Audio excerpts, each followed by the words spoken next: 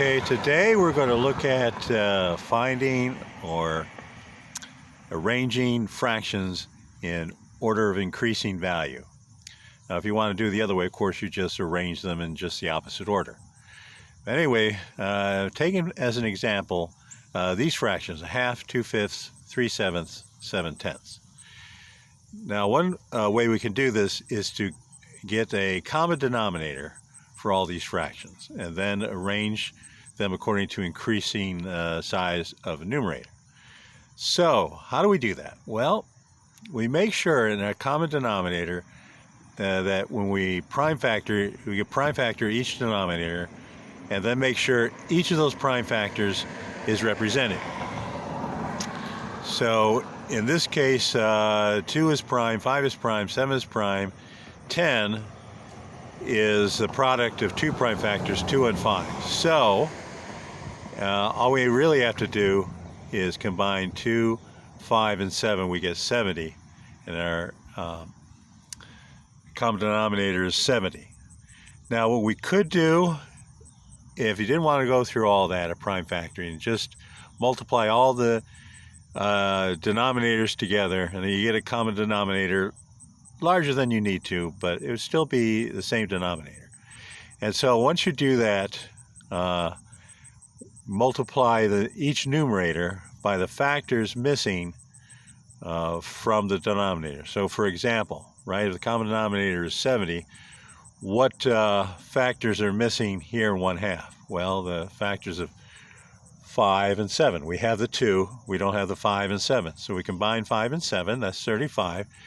That gives us a numerator of 35 for the 1/2, 35 over 70. And you notice that 35 really is 1/2 of 70, so that's right.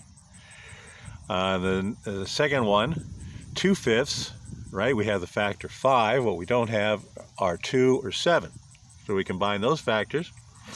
2 times 7 is 14. We multiply that times the numerator, which in this case is 2, and that gives us 28.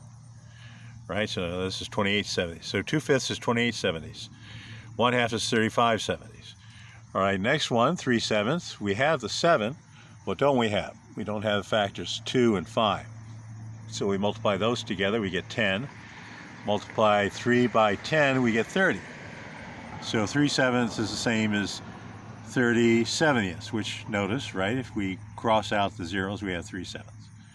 Okay, finally, we have 7/10. And what factors are missing from this denominator? Well, we have the 2 and with 10, we have the factors 2 and 5, because 2 and 5 make 10. What we don't have is the 7. So we multiply the numerator, in this case 7, by 7, we get 49. So 7/10 is the same as 49 sevenths. All right, so now all these fractions have the same denominator, and we can just arrange them by numerators. Okay, so 28 is less than 30, is less than 35, is less than 49. So which one has the numerator 28? Well, it's the 2/5. Right, it's 2/5. So 2/5 comes first. Which one has the 30? That's the 3/7. So 3/7 comes next. We have 2/5, 3/7, and then 35 is over 70 corresponds to 1/2, and so the final one is 7/10. 7/10 is the biggest number. 2/5 is the smallest number. 7/10 is the biggest number. Okay, well, that's one approach, the approach of getting a common denominator. We could also take a different approach where we keep the same numerator but get a different denominator. So one way we can do this, we can make all the numerators 1, right? And so we sort these fractions according to their denominators. Now, for fractions, the larger the numerator, keeping the denominator constant, the larger the number. But if we keep the numerator constant, then the larger the denominator, the smaller the number, right? Because if you divide a pie into 4 pieces, each person gets more than if you divide it into 8. Everybody gets half as much pie if they have to share it with 8 people instead of sharing it among 4 people. All right, so 1/2 is already 1/2, right? But how about 2/5? Well, 2/5 is the same as 1/5, and 5/2 is 2.5 or 2.5. So 2/5 becomes 1/2.5. 3/7, we put 3/7 under 1, and that's the same as 1. Oh yeah, 3/7 is the same as 1/7/3, right? What we're doing is we're flipping denominator and numerator. So 7/3 reduces to 2 1/3, right? So 7/3, 3 divides into 7 twice with 1 left over, so that's 2 1/3. Okay, we do the same thing with 7/10. 7/10 is the same as 1/10/7. 10/7 reduces to 1 3/7, right? We divide 7 into 10. We have 1 with 3 left over, so 1 3/7.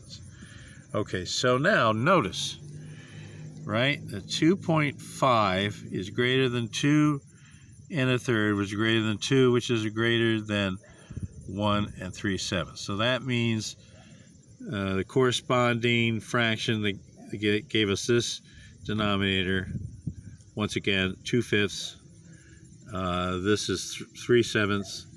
This is 1/2, and this is 7/10. So arranged in the same order. We just took the different approach of giving ourselves a common numerator and arrange them according to the size of the denominator. So we could do it either way. We could do it by common denominator and comparing the numerators, or doing it by common numerator and comparing the denominators. Either way works. And you might, because I do this in real life, I'll do whichever strikes me as more convenient. And comparing numbers, comparing fractions, I'll decide which one is the quickest to get my answer. Okay. Now, if this is too much information for you, anywhere you go, anywhere I've seen, it's always find the common denominator and arrange them according to numerators. So you can stop there. You can do just that. If the other approach, adding the information from the other approach is too much information, you can just stop at the common denominator approach. Okay.